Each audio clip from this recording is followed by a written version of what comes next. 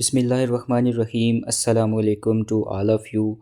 Welcome back to another lecture of heat and thermodynamics. This is lecture number 3, and in this lecture we will discuss about the ideal gas equation and its application. Sorry to say for the spell mistake here. यहाँ पे ideal gas equation की जो spells हैं इसमें यहाँ पे L साथ जो है वो ऐड कर लीजिएगा. Okay, we will start over lecture. But काफ़ी सारे स्टूडेंट्स ऐसे हैं जो कि डायरेक्टली इसी लेक्चर पे आ रहे हैं, तो उनके लिए मैं एक कंसेप्ट जो है वो रिकॉल करता चलूँ जो कि हमने इससे प्रीवियस लेक्चर में भी देखा था कि आइडियल गैस के लिए, किसी भी गैस को आइडियल मानने के लिए क्या कंडीशंस हैं. ठीक है जी, what are the ideal gas conditions. कहीं शॉर्ट क्वेश्चंस एमसीक्यूज़ में ये बात आ सकती है, तो इसको बहुत अच्छी तरीके से आप लोगों ने जहन में रखना है और समझना है. नंबर 1, कोई भी गैस आइडियल गैस कब होगी? जब उसके जो पार्टिकल्स हैं ना, वो उनका वॉल्यूम नेग्लिजिबल होगा. अब वॉल्यूम नेग्लिजिबल होने से मुराद क्या है, ज़रा गौर कीजिएगा. मैं आप लोगों के सामने स्क्रीन के ऊपर लेट से यहाँ पे ये एक डॉट लगा रहा हूँ. अब ये डॉट बिल्कुल छोटा सा, इसका कोई वॉल्यूम नहीं है. या इसको अगर थोड़ा सा एग्जैजरेटेड फॉर्म में बयान किया जाए तो यूँ समझ लें कि आप एक ऐसा पॉइंट लगा दें जिसको आप माइक्रोस्कोप से देख सकें. यानी नेकेड आई से विजिबल ना हो, तो देखें वो पॉइंट इतना छोटा है कि वो नेकेड आई से नज़र नहीं आ रहा. तो आपसे पूछो उसका वॉल्यूम कितना है, उसने कितनी एक जगह ऑक्यूपाई करके रखी है, आप कहेंगे बिल्कुल नेग्लिजिबल है ही नहीं. तो वो मालिक्यूल्स उस गैस के इतने छोटे होने चाहिए, उनका साइज़ इतना छोटा होना चाहिए कि उनका वॉल्यूम नेग्लिजिबल हो. नंबर 2, गैस के तमाम मालिक्यूल्स इक्वल साइज़ के हों और उनके दरमियान किसी भी किस्म का जो इंटरमालिक्यूलर फोर्सेस हैं वो मौजूद ना हो, जैसे अट्रैक्शन या रिपल्शन दूसरे पार्टिकल्स के साथ. और नंबर 3, कि उनके दरमियान जो कोलियन हों वो परफेक्टली इलास्टिक हों विद नो एनर्जी लॉस. तो ऐसी गैस को हम क्या बोलते हैं? Ideal gas. क्या 3 कंडीशंस? नेग्लिजिबल वॉल्यूम हो, इक्वल साइजेस हो, उसमें जो है वो कोई इंटरमालिकुलर फोर्सेस मौजूद ना हों, और जो कोलियन हो आपके पास वो कौन सा हो जी? परफेक्टली इलास्टिक कोलियन, जिसमें किसी किस्म का एनर्जी लॉस ना हो. तो ऐसी गैस क्या कहलाती है? Ideal gas. Now come back to the topic which is ideal gas equation. Ideal gas क्या चीज़ है जी? देखें, आइडियल गैस इक्वेशन क्या है. इससे पहले मैंने लेक्चर में आपको बताया था कि हमारे पास किसी भी थर्मोडायनामिक सिस्टम की स्टेट को डिफ़ाइन करने के लिए, उसको डिस्क्राइब करने के लिए कुछ वेरिएबल्स होते हैं, pressure, volume, temperature, internal energy etcetera. तो इन वेरिएबल्स को आपस में रिलेट करने वाली इक्वेशन कौन सी इक्वेशन होती है? आइडियल गैस इक्वेशन, जो कि हमने उसकी थोड़ी सी डिस्क्रिप्शन देखी थी प्रीवियस लेक्चर में. P v is equals to n r T.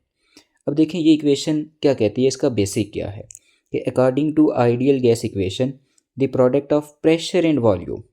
यहाँ पे देखें एक साइड पे इसकी जो लेफ्ट हैंड साइड है, प्रेशर एंड वॉल्यूम का जो प्रोडक्ट है, bears a constant relation with the product of universal gas constant and temperature. यानी इसकी डेफिनीशन या आइडियल गैस इक्वेशन की बेसिक्स ये हैं. डेफिनीशन ये कह रही है कि आपके पास जो प्रेशर और वॉल्यूम का प्रोडक्ट है ये टेम्परेचर के साथ एक कांस्टेंट रिलेशन रखता है, और इसका जो प्रोडक्ट है प्रेशर और वॉल्यूम वो जनरल गैस कांस्टेंट और टेम्परेचर का जो प्रोडक्ट है उसके साथ प्रोपोर्शनल है. बात समझ में आ गई? यानी p v is equals to n r t. अब आप लोगों की जो टेक्स्ट बुक है उसमें इतना ही डिफाइंड है, चूँकि इसकी डेरिवेशन मौजूद नहीं है तो इसलिए उस कम्प्लेक्सिटी की तरफ नहीं जाते. यहाँ पे पी जो है वो प्रेशर है, वी जो है वो वॉल्यूम ऑफ गैस है, एन जो है वो गैस के नंबर ऑफ मोल्स हैं, आर जो है उसको हम कहते हैं यूनिवर्सल या जनरल गैस कांस्टेंट, जिसकी वैल्यू होती है 8.314 जूल पर मोल पर केल्विन. और अगर मैथमेटिकल डिस्क्रिप्शन इसकी देखी जाए तो किसी भी गैस का जो मॉलिक्यूलर मास है और उस गैस की जो स्पेसिफिक हीट है, इसका प्रोडक्ट आपके पास किसके इक्वल होता है? जनरल गैस कांस्टेंट के, जिसको किससे रिप्रेजेंट करते हैं? आर से. इससे प्रीवियस लेक्चर में हमने बोल्ट्जमैन कांस्टेंट को पढ़ा था, उसकी वैल्यू भी याद रखिएगा और इस जनरल गैस कांस्टेंट की वैल्यू भी जहन में रखिएगा. और टी यहाँ पे क्या है? टेम्परेचर है, जिसको हम किस में मेजर करते हैं? केल्विन्स में मेजर करते हैं. ठीक है जी. नाउ अब हमने डिस्कस करनी है इसकी एप्लीकेशंस, के आइडियल गैस इक्वेशंस की क्या एप्लीकेशन है. बेसिकली यहाँ पे जो एप्लीकेशन यूँ समझ लें कि एक तरह से आपको बताई गई है इस हेडिंग के अंडर, तो उसमें सारी इन्फॉर्मेशन आपके पास बोल्ट्जमैन कांस्टेंट की मौजूद है कि बोल्ट्जमैन कांस्टेंट क्या चीज़ है, किस तरह से इसको डिराइव किया जाता है। तो इसकी एप्लीकेशन में मैंने इसलिए आगे ब्रैकेट में लिख लिया बोल्ट्जमैन कांस्टेंट, ताकि आपको फ़ौरन से ये टॉपिक जब माइंड में आए या आप इसको रिवाइज़ करने लगें तो आपको ये बात समझ में आ जाए कि आइडियल गैस इक्वेशन में हमने इस चीज़ को साथ कंसीडर करना है। नाउ देखें जी, बोल्ट्जमैन कांस्टेंट की कहानी कैसे शुरू होती है कि हम जानते हैं according to ideal gas law p v is equals to n r t. अब एन जो है ये हमारे पास नंबर ऑफ़ मोल्स हैं। नंबर ऑफ़ मोल्स को हम कैसे फाइंड आउट करते हैं कि टोटल नंबर ऑफ़ पार्टिकल्स को डिवाइड करते हैं हम एवोगैड्रोस नंबर से। तो अगर एन ए हमारे पास है एवोगैड्रोस नंबर और जस्ट एन हमारे पास है total number of gas molecules, तो हमारे पास जो नंबर ऑफ़ मोल्स हैं उसको कैसे एक्सप्रेस किया जाता है, n is equals to n divided by n a. समझ आ गई बात। अब अगर आप इक्वेशन नंबर 1 को देखें, p v is equals to n r t, इसमें ये जो छोटा सा n है इसकी जगह हम क्या लिख लेते हैं, ये वाला n divided by N A. तो P V left hand side वैसे ही, तो n स्मॉल n की जगह मैंने क्या लिख लिया, n ओवर एन ए, और ये आर टी अपनी जगह पे। इक्वेशन को जस्ट थोड़ा सा रीअरेंज किया हमने, कैसे कि पी वी इधर ही रखा, ये जो दरमियान वाला n है इसको साइड पे कर लिया, इधर से इस t को भी हमने साइड पे कर लिया। बचे क्या क्या, एक यहाँ से ये वाला r और यहाँ से ये एन ए, इसको हमने यहाँ पे ये अलग कर लिया। ये चीज़ समझ में आ गई। अच्छा नेक्स्ट, अब इसमें ये जो आपके पास जनरल गैस कांस्टेंट आर क्या चीज़ है, इसमें जनरल गैस कांस्टेंट अभी हम डिस्कस करके आए, और एन ए क्या चीज़ है, एवोगैड्रोस नंबर। तो बच्चों ये जो आपके पास आर और एन ए की रेशो है, इसी को हम क्या बोलते हैं, जनरल गैस कांस्टेंट, जिसको सॉरी बोल्ट्जमैन कांस्टेंट, जिसको हम किससे रिप्रेजेंट करते हैं, के से रिप्रेजेंट करते हैं। इसकी वैल्यू हम पिछले लेक्चर में भी देख चुके हैं, 1.38 इंटू 10⁻⁻23 जूल पर केल्विन। तो अब हमने क्या करना है, अगर मैं पिछली स्लाइड पे वापस जाऊं तो आप देख लें जी कि हमने p v is equal to n अपनी जगह पे, आर ओवर एन ए की जगह मैं क्या पुट कर लूँगा, मैं यहाँ से सारी चीज़ मिटा देता हूँ। P v is equals to n, r over n a की जगह मैंने जस्ट के पुट कर देना है, तो टी, तो मेरे पास क्या बन जाएगा, p v is equals to n k t. यहाँ पे आप देख सकते हैं कि p v is equals to n का के टी, ठीक है। इसी को हम क्या बोलते हैं जी, गैस कांस्टेंट पर मॉलिक्यूल। बोल्ट्जमैन एक अमेरिकन साइंटिस्ट था, इसने जो है वो 19th सेंचुरी में बोल्ट्जमैन कांस्टेंट को डिस्कवर किया था। ताहम बोल्ट्जमैन वो पहला बंदा था जिसने प्रोबेबिलिटी और एंट्रोपी, ये दोनों आपके जो हैं वो आगे आने वाले लेक्चर्स हैं, वहीं पे इनको डिटेल से जो है वो डिस्कस करेंगे। इसने इनके दरमियान जो है वो रिलेशन बिल्डअप किया था, ठीक है। तो इसके बाद बस सारी इन्फॉर्मेशन जो है वो बोल्ट्जमैन कांस्टेंट के बारे में ही है, जनरल बातें लिखी हुई हैं, कोई ज़्यादा एक्सप्लेन करने वाली बात नहीं है कि बोल्ट्जमैन कांस्टेंट एक फिजिकल कांस्टेंट है जिसको हम के से डिनोट करते हैं। Boltzmann constant is obtain by dividing the general gas constant r by the Avogadro's number n. ये आपने ऊपर देखा है, यहाँ पे ये चीज़ हो रखी है, ठीक है जी। यानी के इज इक्वल्स टू किसके इक्वल होता है, r divided by N a के। अब इसकी न्यूमेरिकल वैल्यू अगर आप वेरीफाई करना चाहते हैं जी, तो वो भी आप कर सकते हैं कि जैसे हमने आर की जगह उसकी वैल्यू लिख दी जनरल गैस कांस्टेंट की, n a Avogadro's number of molecules 6.02 into 10⁻⁻23।